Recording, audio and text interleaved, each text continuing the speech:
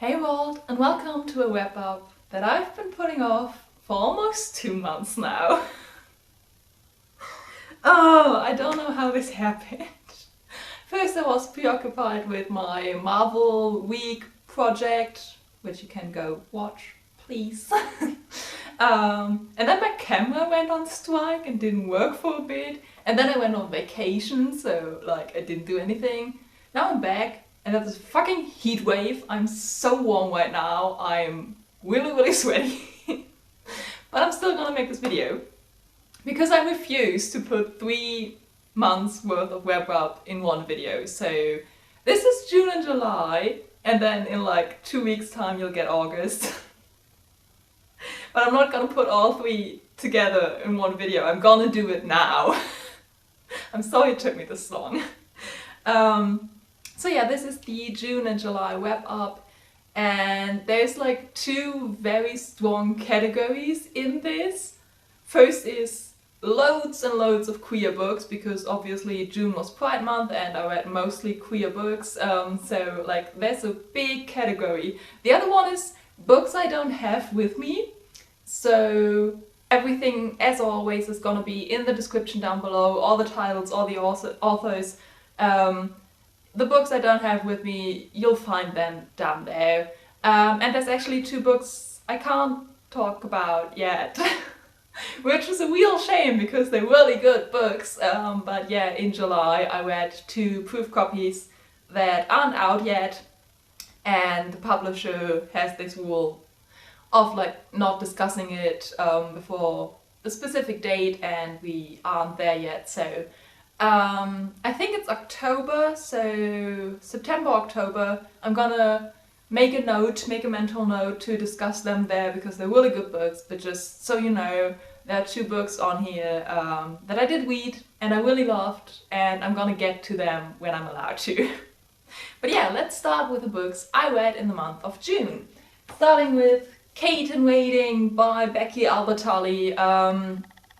Yeah, it's just really cute. It's just a really cute queer book. Obviously, I love Becky Albertalli. She has this really just sweet, like comfortable way of writing. I just really enjoy her books. I always know I'm in for a good time. And it's been a while since I've read any of her books, but I really enjoyed this. Yeah, as with all her other books, the friendships are so nice. Like I really feel like I'm in a cozy friendship group. And yeah, there were actually some like minor plot twists that I really didn't see coming. That was really interesting. I was really invested in it. And yeah, I really enjoyed it. It's a cute book. Next, another one of my favorite authors. Actually, I think most of these are like new books from favorite authors, so I had a really good reading month. So I read David Levithan's The Mysterious Disappearance of Aidan as told by his brother. First of all, I love this title. This title is so damn good that like that's just intriguing. Like mysterious disappearance and then as told by his brother, that's so cool. It's also a really short book and it's so good. Like just the general idea itself is really cool and intriguing because it has this Narnia vibe. He even references Narnia in the text, where a little boy disappears through the cupboard in his house, but this is told from the other perspective. So we start with the parents freaking out because their kid is missing, and the entire town and the police searching everywhere, and like them kind of preparing themselves for the possibility that he was kidnapped or that he's maybe even dead and stuff like this. Like really scary stuff to think about,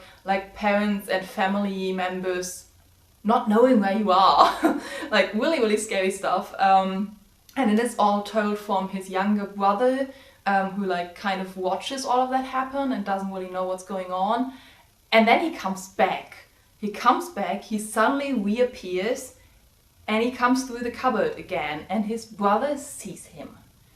And no one believes them. Because obviously 2 young kids saying, yeah, I went through a cupboard into a fantasy world. That's weird. Like, you don't as a parent, like be honest with yourself, as a parent, your kid disappears for a week and comes back and says I was in a fantasy world. You think that's trauma speaking. And the parents all think that, the police all think that it's trauma, and he's like pushing it away and making up this story. And again, it's all told from his brother's perspective, and you're never quite sure.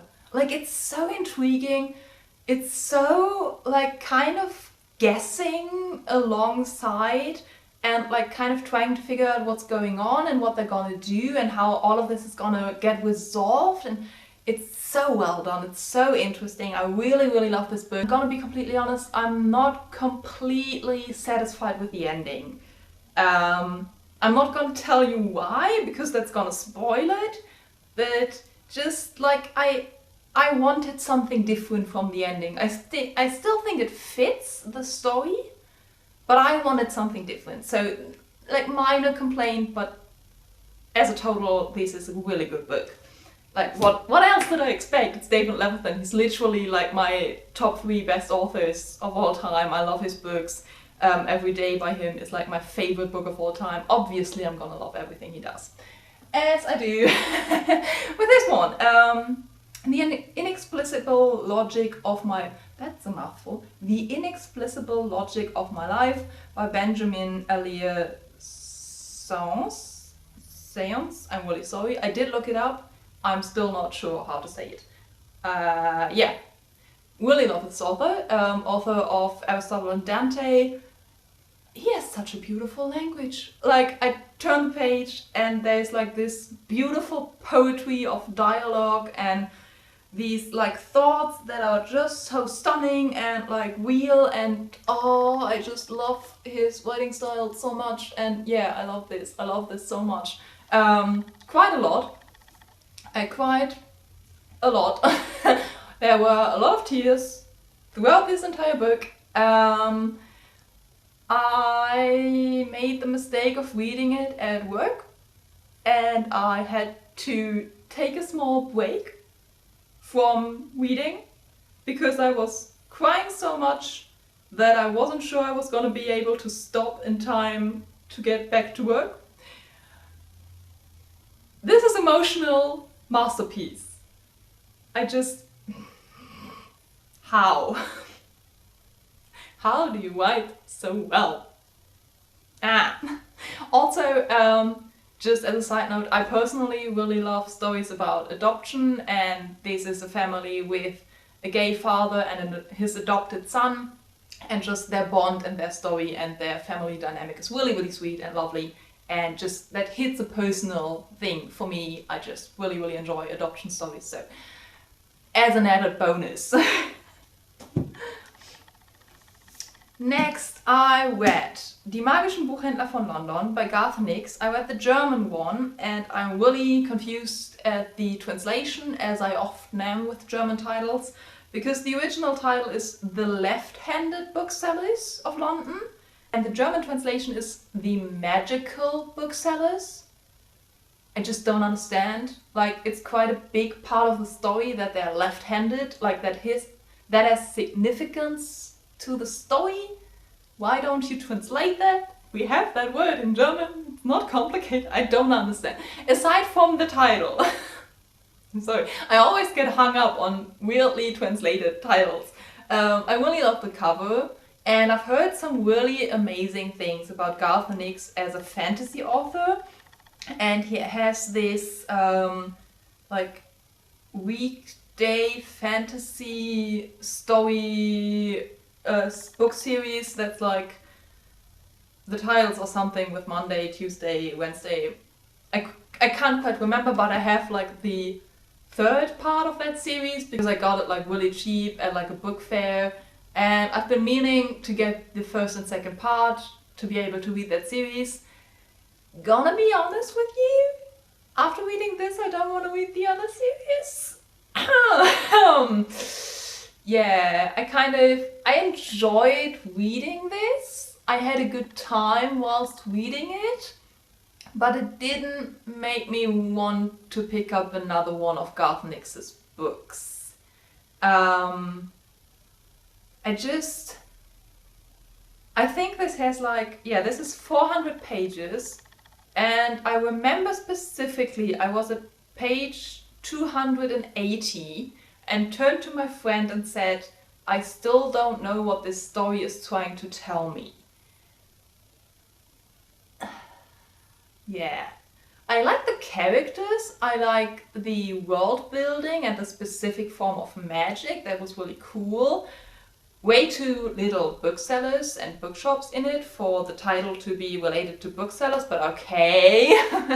I like the form of magic, I liked like the fantasy setting and system and the dynamic between our real world and the fantasy world. Like, the ideas were all really well done. There just wasn't much going on with them, if that makes sense. Yeah, as I said, I had a good time whilst reading it. It wasn't a favorite. I'm not gonna like praise it. It's not my favorite new author. It was fine. Also, just side note, because I am talking about my June wrap up, and this is actually a queer book in the sense that the main magical character is genderqueer / gender non-confirmed, kind of. He is addressed as a male character because that's like his role in like our human gender identity spectrum, and it's never like quite specifically named, but they talk really openly about him changing his style, changing his looks specifically in order to look more female, and to present more gender fluid at times, and to present kind of gender non-confirming. Like, they specifically talk about those aspects of his character, so I took it as a genderqueer character. And he is the best character in the book, so. Then we get to the first book I don't have with me because I read the proof copy at work and someone else now has it. And that book is Everlove / Afterlove. The English title is Afterlove but because of translation issues it's called Everlove in German. It's by Tanya Byrne and it's fucking beautiful. So gorgeous. I cried so much. I also laughed a little and I was really stunned with the reading experience. It's one of those books where I went into it kind of not knowing what to expect, and then I was completely blown away. It was so beautiful. I think it's good not to know too much about it when you go into it, but just like the basic idea that you also get from the back of the book is that you know from the beginning that one of them is gonna die and she's gonna become a Grim Reaper. Sorry, I forgot the name. She's gonna become a Grim Reaper. So it's this beautiful lesbian love story in the first half, and it's so beautiful. It's kind of along the lines of Heartstopper, Nick and Charlie, like so pure and sweet, and they fit so well, they communicate so well, they're just really caring and precious and lovely and adorable. That's the first half, but you know the entire time that one of them is gonna die and become a Grim Reaper, and that's the second half. And both halves are so well done and so beautiful, and the connection between them is so just clever and stunning and unique, and I love this book. And next I read some comics / manga. First I read Play It Cool Guys Part 2. This is just a really, really sweet manga that's really funny and kind of slice of life about 4 guys who are really clumsy, like they make a lot of mistakes, they kind of embarrass themselves a lot.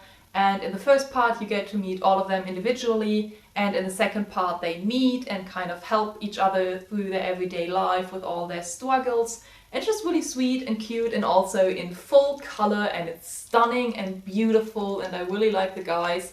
And also, my friend pointed out that the first part is blue, the second part is yellow, and the third part is gonna be pink. So it's the pan pride flag, and I love that.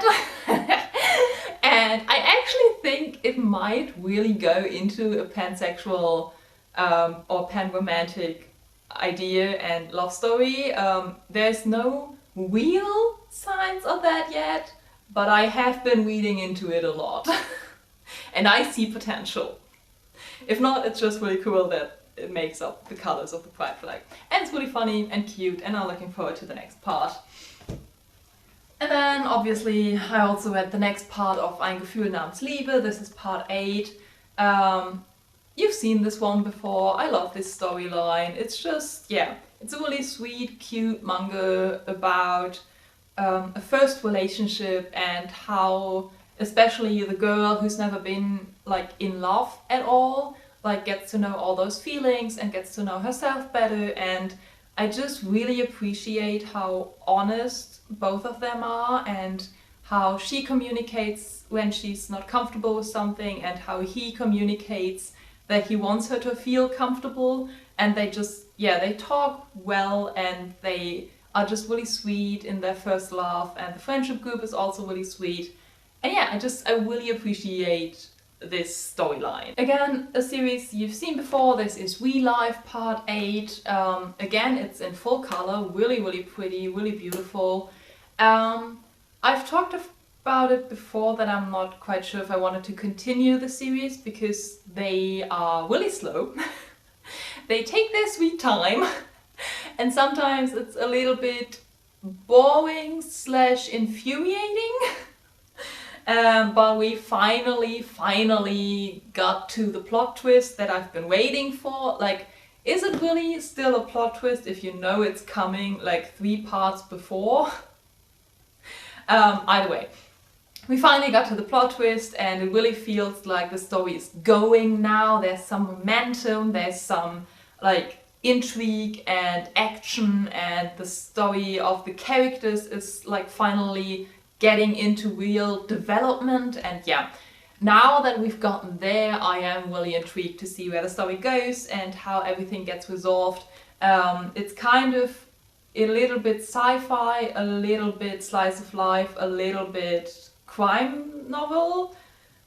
Not quite sure where to stand on that, but it's an interesting combination. And now that there's like some actual plot going on, I'm really enjoying it. And one of my favorite things in the month of July is this. Look at this beauty. I cannot express the joy this brings me. So yeah, this was definitely one of my favorite reads of the month of July.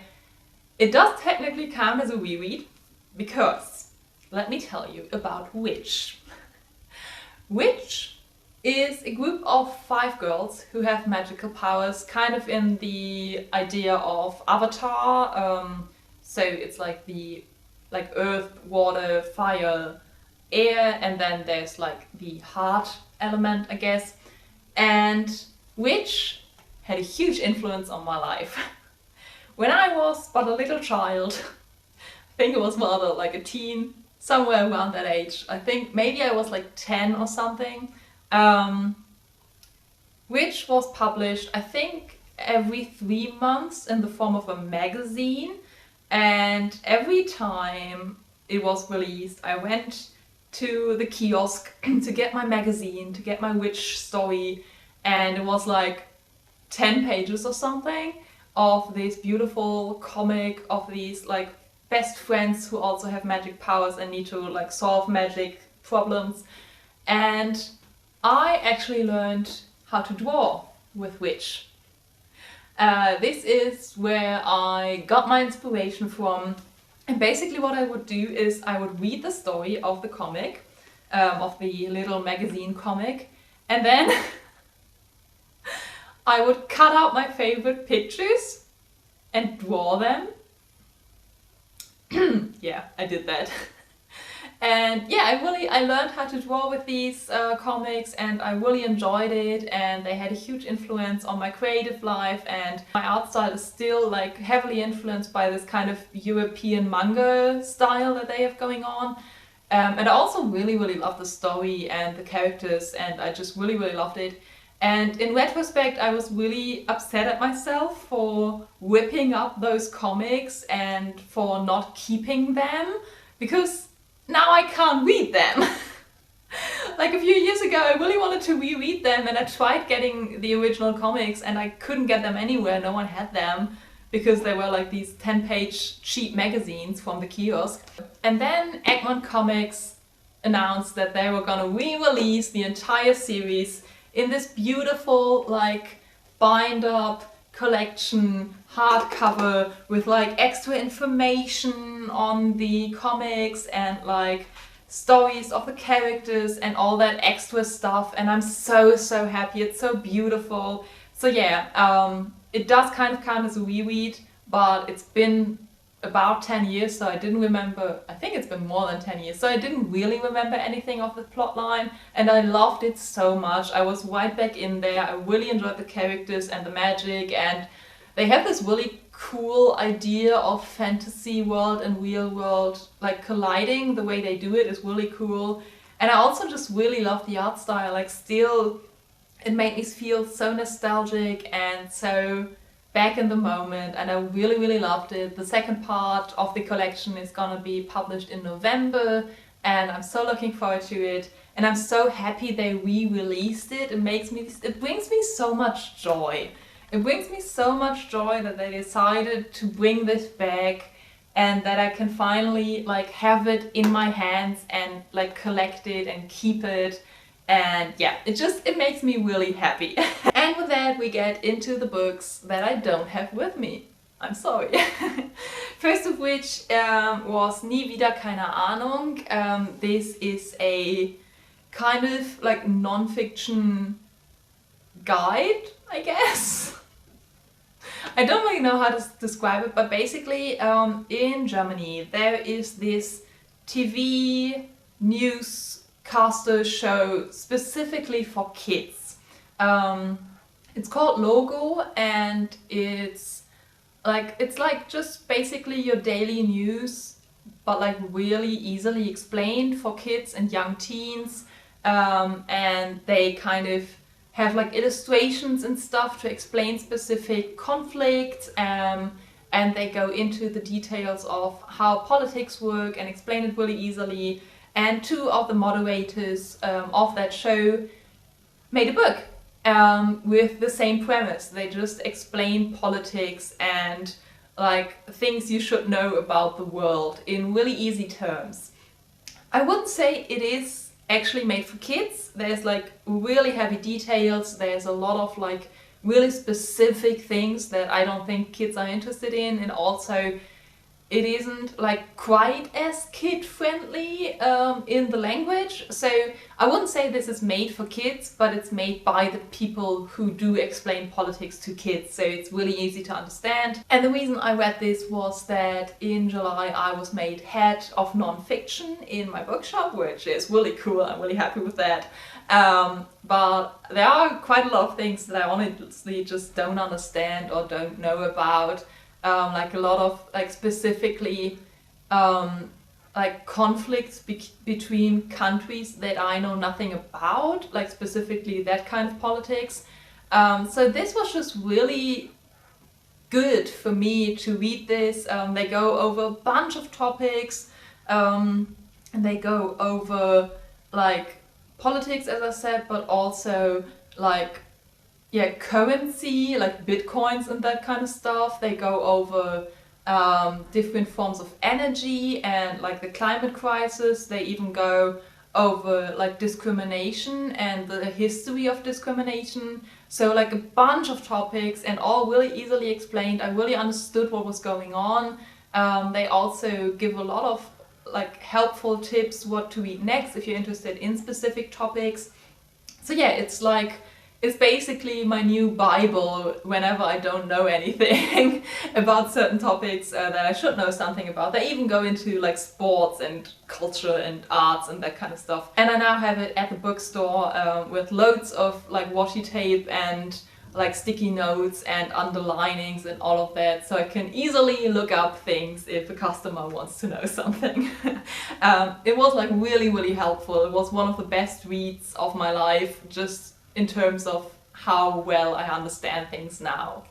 Then I also listened to the audiobook of Zei Kind Man by Bola. The reason I listened to the audiobook, which I don't normally do, is that I was working at a different store and I had like half an hour to an hour commute every day, which I also usually don't have. So I used it for that. And I'm gonna be completely honest with the audiobook.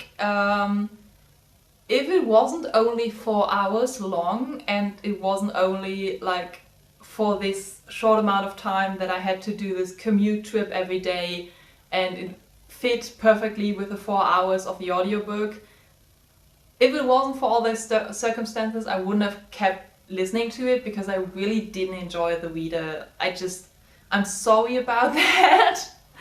I just really didn't enjoy his voice. He made me kind of feel like he was spitting in my ears sometimes. I didn't like it. But aside from that, it's a really interesting book because it's so short and it's a really weird combination of personal experience from the author of like his life as a man and how he experiences like kind of not discrimination, but because he's a man, but like what it means to be a man with all societal pressure of being like strong and not showing tears and not showing emotion, all that kind of stuff. So he really like goes into some stories of himself and like men around him and how that pressure like really broke them in times and they didn't even realize it often. So it's like really interesting from the personal point of view, but then he also goes into kind of statistics, kind of numbers, kind of, you know, like reports of it all over the world. And that was the part where I was a bit confused because it didn't, I don't really know how to explain it, but it wasn't enough personal stories to make it a memoir, and it wasn't enough statistics to make it a non-fiction like book about what it means to be a man. It wasn't enough of either, and kind of the relation of the two felt a little bit off sometimes. I was a bit confused by it. Yeah, let's just leave it at that. I was a bit confused by it, but the content and some of the specific phrasing and ideas and revelations he had hit so hard. I can't express to you how many times he said a specific thing and I really had to stop the audiobook and go, oh, I never thought about that. I just have so many moments and so many like new thoughts about it now, about like the whole patriarchy and the whole be a man and men don't do that and men don't do that. Just so many new thoughts that I never would have thought of if I hadn't listened to this audiobook. So for that, I'm really, really grateful. I think it makes some really interesting new points on the topic, and some of the statistics he brings in are really shocking and really like hit home and make you see how bad it is to be a man in our society, as stupid as that sounds. So I think it's a really good starting point because it is so short and because it also brings in personal experience, so it doesn't feel quite as dry. I think it's a really good starting point for the discussion of how the patriarchy also affects men negatively. I just think you shouldn't stop there. It's just, it doesn't give enough. You need to go further into that. And a good book for that is Wie viel Männer kosten, which is a German non-fiction book that actually gives you all those statistics and facts. I'm currently reading it. I'm not far into it, so I can't say much about it, but that gives you like the actual facts and proof and numbers. So that's a good like recommendation to go from there.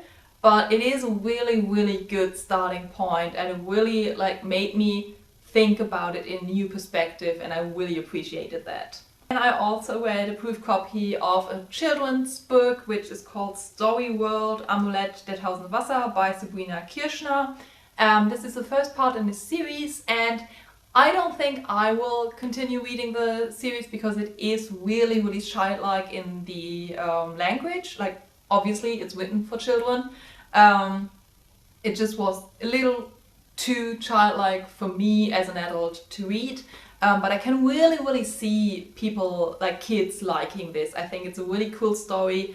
Basically, it's this amusement park that's built as a cover for an actual fantasy world.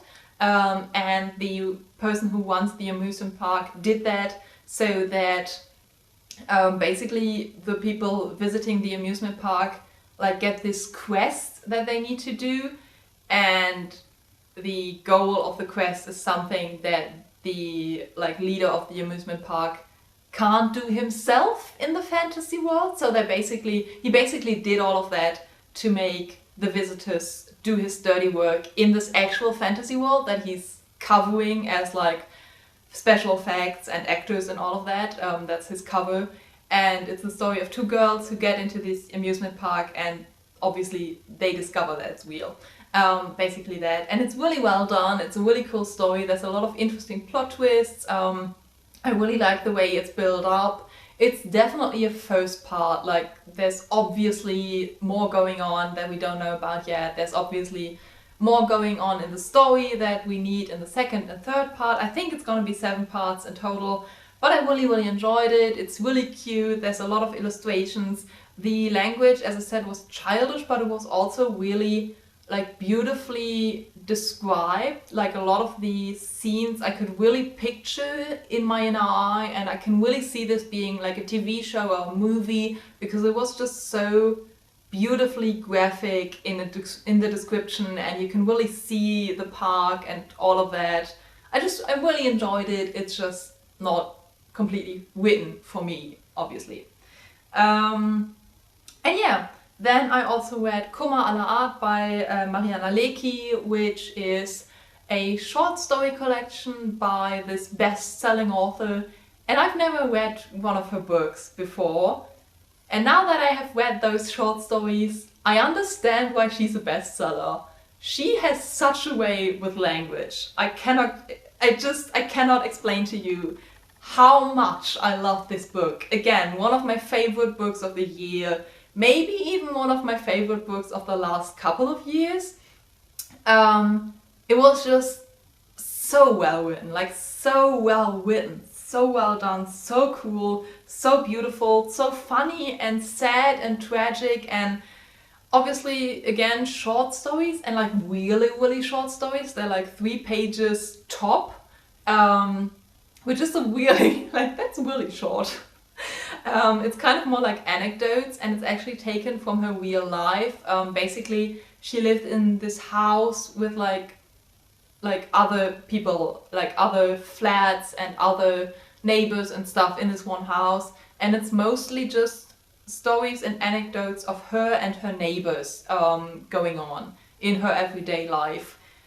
And she just pinpoints it so well. Every single story has that one sentence that made me catch a breath, because it was like so well said, so poignant, and so just you know that feeling when you have experienced something or felt something loads of times and you just never really thought about it that much, but someone says it in the exact way, and suddenly you think, yes, that is it. That's it. You said it perfectly. And every single one of these stories had that sentence. I'm just so impressed. I'm obviously now gonna read all of her back catalogue and all those bestsellers of the last couple of years. I'm so impressed. So beautiful. So stunning. So true, so honest, so sad. Like, really, a lot of them made me cry, but always in a hopeful way, and just, yeah, really, really loved it. And finally, I continued with the Grisha series. I have now read Crooked Kingdom. Obviously loved it. Like, do I even need to keep saying it with the Grisha series? Liba Dugo is just a genius. Like, I just really liked it. And oh my god, the quotes are so cool. They're just so cool. I've kind of spent the last month or so watching interviews with the crows, like with the actors obviously, and I adore them so much. I can't wait for the second season, it's gonna be so cool. I really loved it. I do really hope we get a third part. I've heard rumors about that and I really hope it's gonna happen because I need more. I need more of these characters, they're so good. And that brings us to my currently reading. I'm currently very close to finishing King of Scars, and then obviously I'm gonna move on to Rule of Wolves. And I'm so fucking excited, but I'm also really sad it's gonna be over. Like as I said, I heard rumors about more books and I really hope that happens. It says so in the back of King of Scars that she's working on more books, but there's nothing like official yet, so yeah, I don't want it to be over. I love this world so much, the characters are so cool, it's so cool! And I'm really excited for the next season. They just finished filming and I'm so excited and it's gonna be so good and I love them. So yeah, that's my currently reading. I'm really enjoying it, like every second of it. I just fall more in love with this world and with the characters and just so good, so good. I finally did it. I finally did the June and July wrap up. I'm really sorry it took me so long. I'm kind of mad at myself, but I did it. We're here. I finally did it. Yeah, let me know if you've read any of the books I talked about. I really had such good reading months recently. August has also been treating me really well, and I enjoyed all of these books so much. I had a really good time. So yeah, I hope you enjoyed the video. I hope you always have a reason to smile, and I shall see you soon. Bye!